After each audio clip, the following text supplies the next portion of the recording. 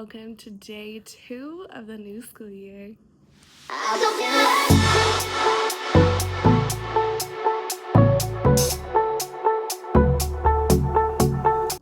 I'm feeling kind of weird today. It's been a long time since I had like a bad first day, so I'm a little scared for today after yesterday afternoon. I'm hoping today goes a lot smoother. We're gonna manifest that for us, so let's head. Okay, quick fit check. We're going with the fancy teach. Y'all, I survived day 2. I'm gonna have to end up doing like days that I get here early in the morning. I'll record in the mornings, and then otherwise I'm gonna have to like record at the end of the day and then give you like a recap at the end, because the district, my school, I really don't know at the end of the day who's feeling some type of way. Tonight I'm actually gonna go back and reread all of our handbooks and stuff, because oddly enough I had already signed our staff handbook and turned it in with my papers, but then I was asked to like sign it again today, which I thought was like so weird.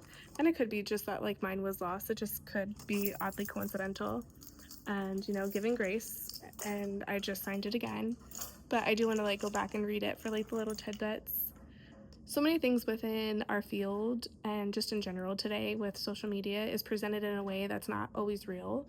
And I think it's important, especially for newer teachers, to see, and even like veterans, like to me, when I meet another veteran teacher who feels the same frustrations I do at this point, it's honestly comforting in the sense that, you know, you're not alone in feeling how you do with the things that are making you frustrated. So, and then for new teachers too, like I'm sure it's so isolating to kind of feel new to this and kind of be like, is this normal? Is it not normal? So I feel like it's good to talk about those things and kind of like help one another through those things. You know what I mean? But anyways, I will be reading our handbook tonight.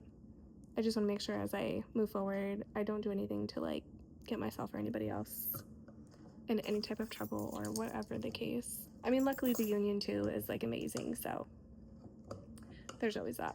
Okay. Today was better than yesterday. This morning, it was weird too, because yesterday was like a good morning, exhausting afternoon. And then today was the opposite, where the morning was exhausting, and then this afternoon was actually really good. Today's book was David Goes to School. I love this one because David is just like a hot mess through the story, not following school rules. Let's take a little picture walk here. Yeah, see, completely not waiting his turn. So this is a great one to expose them. And I have this pocket chart that I do, I already moved it over here today, where I have all of the kids do like, yes, friend, that's something we should do. No, friend, it's something we should not do. And I call them out and show them the picture, and then I have them all show me a thumbs up or thumbs down. So we completed that pocket chart all together today as part of our story. We did start our calendar.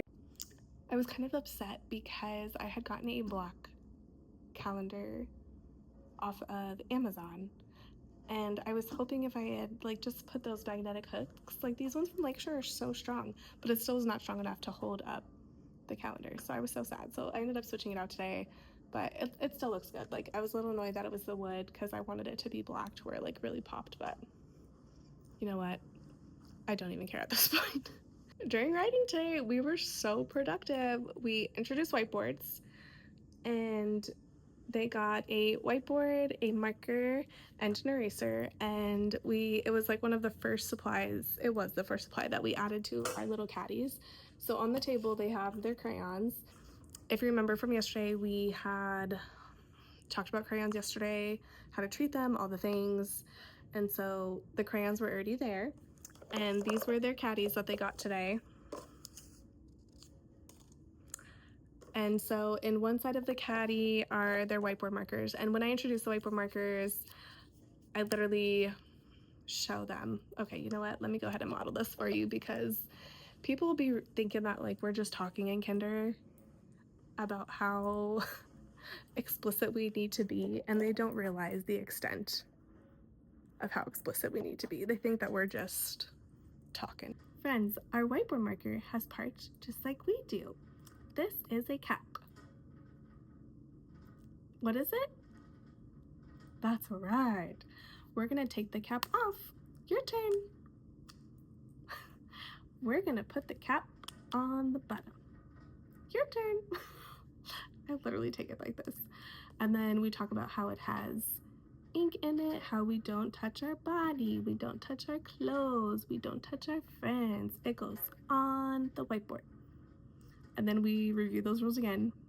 We even add no paper in there. No paper, no desk, no friends, no carpet. That was another one we had to add that one in there. And then excuse me, when we finish, at the same time I'll be like, okay, watch Miss Yeager. You do.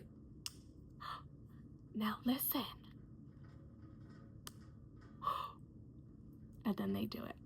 So I tell them how the marker's like a person and how we need to wash our hands to stay healthy, and we keep the markers cap on to stay healthy. I don't know. It's just what I found that works.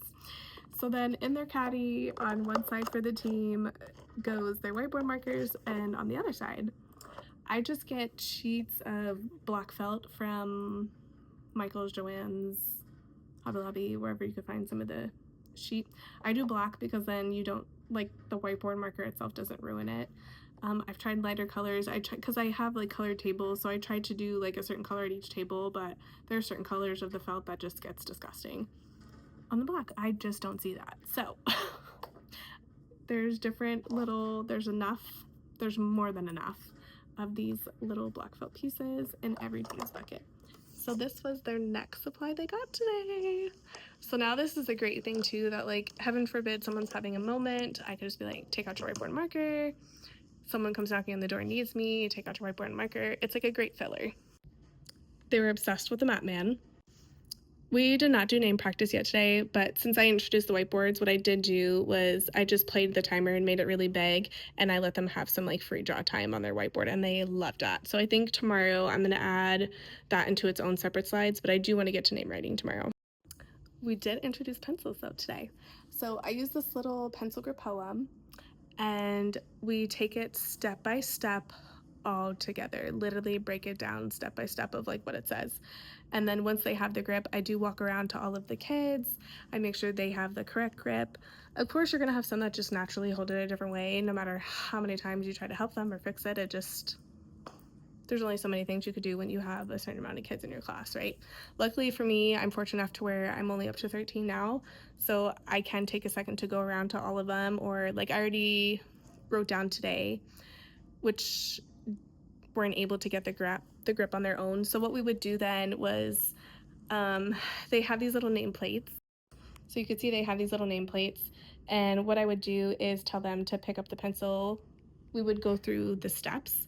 So first I curl my fingers, so they would all curl their fingers. Then I pick up my pencil, just 2 fingers near the tip, and they would repeat these back to me. Last, I flip it back. And then once they got to that point of flipping it back, what I would do then, we would hold it for a couple seconds, pretend to draw something in the sky, and then they would put it down, and then we would try it again. And this way they're just kind of practicing the grip over and over. And then what I did was I kind of went around, and on a sticky note I had wrote down the kids that were still struggling to do it, or that I had to go around and help every time fix their grip. There's some that just after 1 or 2 times of correction they get it, and then there's others that will need help for a little bit. So during math day we did count to 100. It helps take those wiggles out after lunch. Today we just sang about the color blue.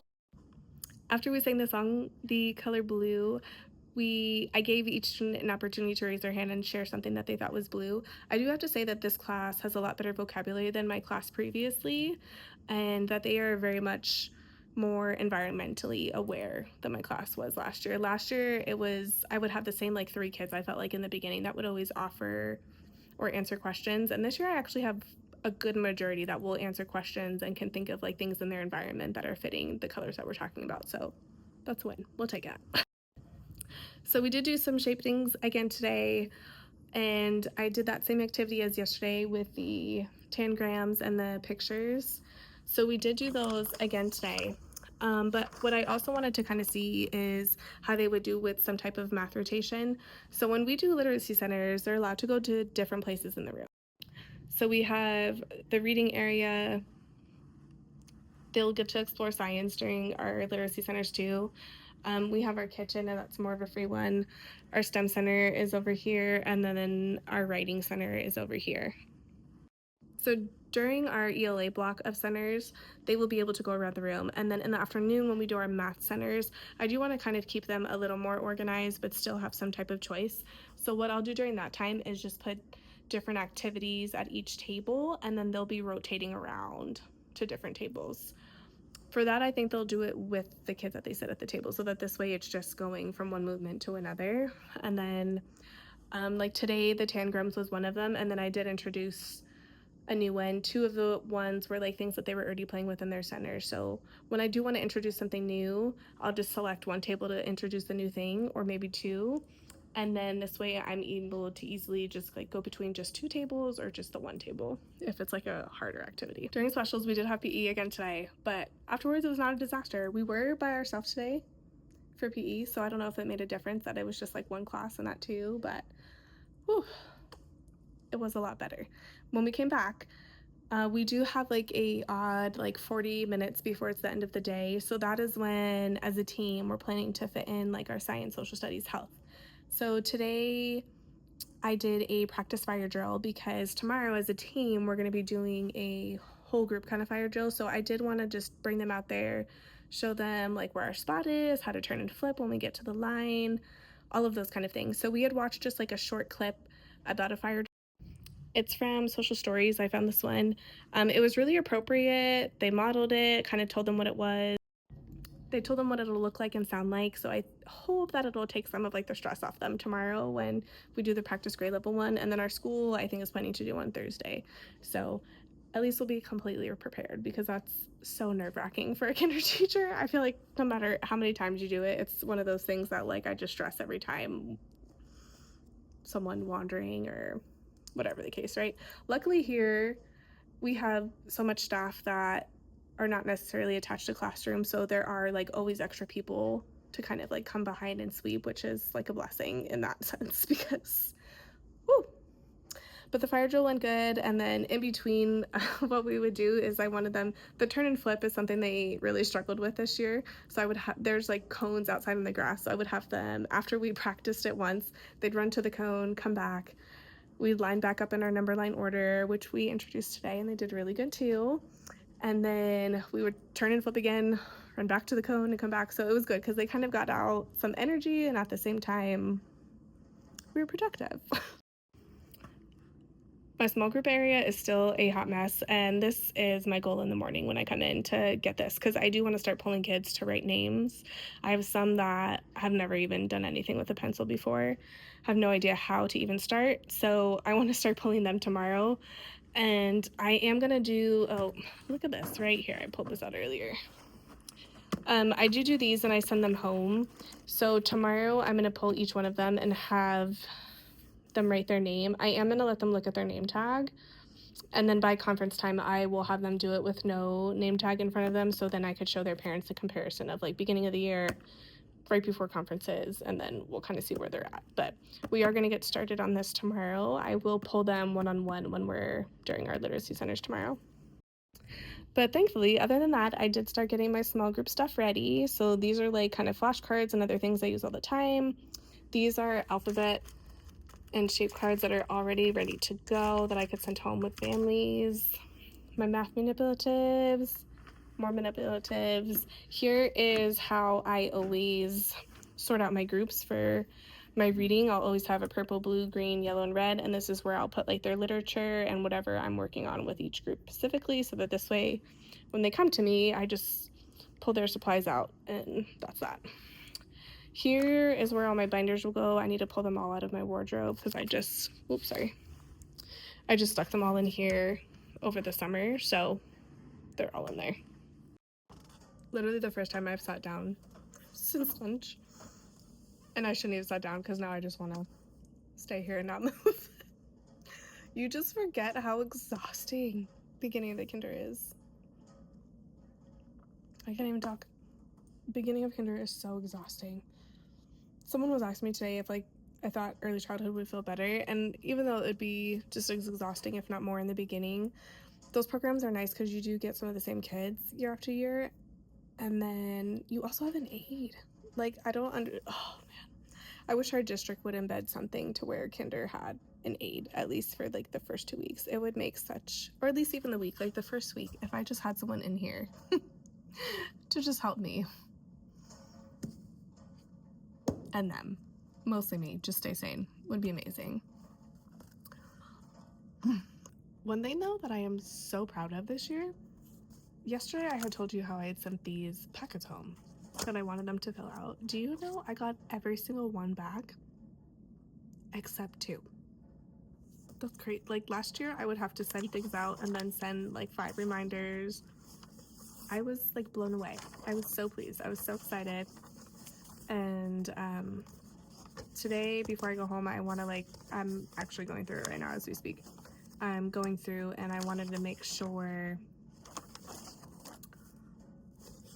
all of them are okay with like their pictures being on Dojo, because I love to take pictures of our classroom and the things that we're doing, and when they like learn about something new, or especially come around the holiday times, like we go into so many different fun things, and I just love to share that with the families. Like I think I just know as a parent too, when my own kids' teachers reach out to me in those kind of ways, it just not only makes me feel good, but like it'll kind of be like my up on those cloudy, like my sunshine on those cloudy days, but also it's almost like a reassurance of the teacher cares, they're putting in that extra time with them. And not that by any means teachers need to, but I just love knowing that my own kids are enjoying their learning, or when I see inside of the classroom, right? Because our kids come home and tell us things, or sometimes they don't, and otherwise we have no other insight besides that sometimes. So, and so far they've all said yes to the dojo, so woohoo! It's so weird because there's parts of me that want to stay and so badly just get things done, but then yet I just want to go home. Like I'm just so exhausted. I also just really want to be present for my own kids right now as they're getting home from school and all those kind of things. So I am going to get out of here. We're going to wrap up this day 2 video. Once I look at the handbook and all those kind of things, I'll kind of know better like what the rules are about like recording throughout the day or recording certain activities and stuff like that, because I don't want the videos to be boring and dull to where I can't show you moments, you know, but of course too, like we want to like protect the kids and all those things. So if anything, I could do like show you the activities when we're doing them throughout the day, but it'll just be my face and maybe like the class, like I'll just mute all their voices and all those kind of things, you know. So yes, so I'm gonna look into all those laws so that we know all the rules, so nobody getting in trouble. And yeah, but anyways, in the meantime, thanks so much for being here. And y'all, we've survived day 2, 178 more days to go. Not that I'm counting, but I'm counting.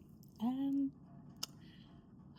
maybe here's to our last year in kinder. Maybe. Today I'm feeling like this will be my last year in kinder. Who knows? Because maybe by the time October comes and we get into my fun themes and stuff that I like, I might change my mind. But as of right now, ooh-wee, I don't know if I have any more first weeks of kinder in me, because they are a breed of their own. So until next time, peace out, y'all.